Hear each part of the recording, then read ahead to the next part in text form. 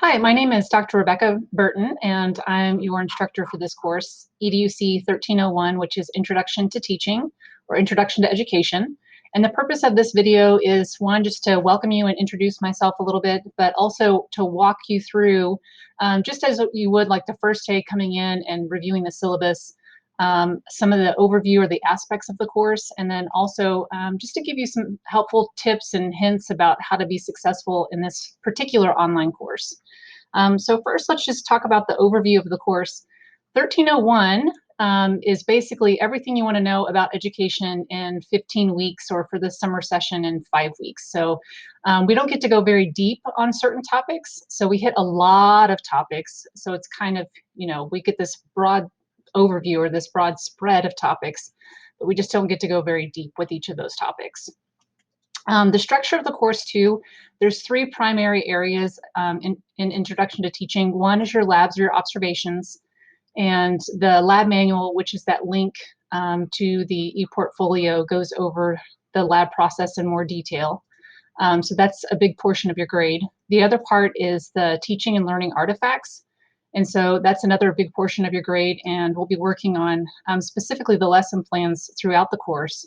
And then the third part is just some other activities, quizzes, final exam. So those are the three main components of the course. Let's see. So the structure of the course in the summer session is you'll have activities and assignments due on Wednesdays, and then activities and assignments due on Sundays. So rather than open up every single module at the same time, which some students prefer, that's really not best practice when it comes to online education, to kind of open up everything at once.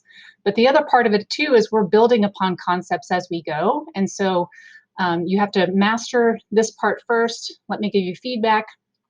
And then we continue to build on that. Specifically too with the lesson plans, that's a big portion of the course, and we build on those concepts. So modules will open on Mondays, and you'll see essentially 3 to 4 weeks worth of material from that Monday to Sunday. And then you'll have some assignments due on Wednesday, and then some assignments due on Sunday. And then Monday, there'll be a new module that opens, and the previous module will close. So make sure that you are reviewing due dates so you can keep track of what's due on Wednesdays and what's due on Sundays. There are a few exceptions to that. One of those exceptions is any kind of discussion board that's due a little bit sooner, so that people have a time or opportunity to respond back. And the final exam. So the final exam is not on a Wednesday or a Sunday. It's based on the college's course calendar, so make sure you're checking Canvas for that. Okay, so the book for this course is Teach, and it looks a little different. So Teach is what we've used for several years, but the cover looks a little bit different than maybe what you've seen online, or maybe what you've seen in used copies. So it's the same author and it's the same title, but it's in a different publishing company. So make sure you've got the right book and from the right publishing company. So I also wanted to go over a little bit about what can make you successful in an online course. So one, make sure you are logging in the very first day of the module and you're reviewing the materials to see what's due when, and that will help you manage your time. So the other part of that kind of time management thing is, don't wait until the final day to start your assignments. So don't wait on Wednesdays, don't wait on Sundays to open up those modules and start working on the assignments.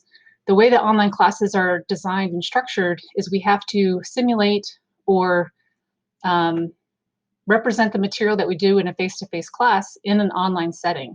So the purpose of that online material is for you to work through those items just as you would in a face-to-face class, and those require time. So you need to start on those right away on Monday when the module opens, and work on that a little bit every day rather than wait to the last minute. I've seen it time and time again that students wait till the last minute to start opening module materials, and then they realize, oh my goodness, this is way more than I expected, or oh shoot, I thought maybe I'd have this time, but now my child is sick, or now I got called into work, or my internet went down, and now what do I do? So if you just kind of anticipate that obstacles are going to happen or unexpected things happen, and you start on it early, that'll make you more successful in the end, rather than possibly falling into that trap where I thought I would have time to do it the day of, and I just don't because something else came up. So make sure you are working on things a little bit every day. The other part too is I put in lots of resources in those modules, and those resources are there to help you.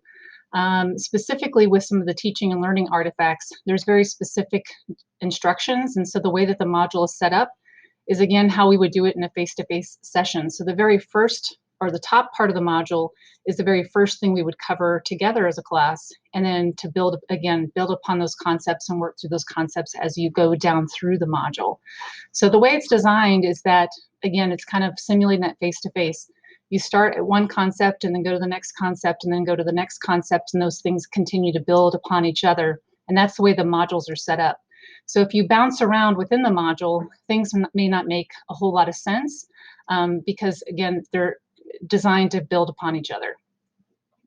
I also put in videos and resources in those modules too. And again, those are designed to help you to give a little bit more instruction on what my expectation is. So please, please, please make sure you watch those instructional videos and that you're reviewing all the resources so that, again, that you know the expectation and you understand what you need to be doing for that particular activity or assignment. And then lastly are the rubrics. I have rubrics for each of the assignments. And so the instruction pages give you kind of this one look at the assignment, but the rubrics give you a little bit different look at the assignment. So make sure that you are reviewing the rubrics in detail before you start any kind of assignment so that you really understand fully the expectation.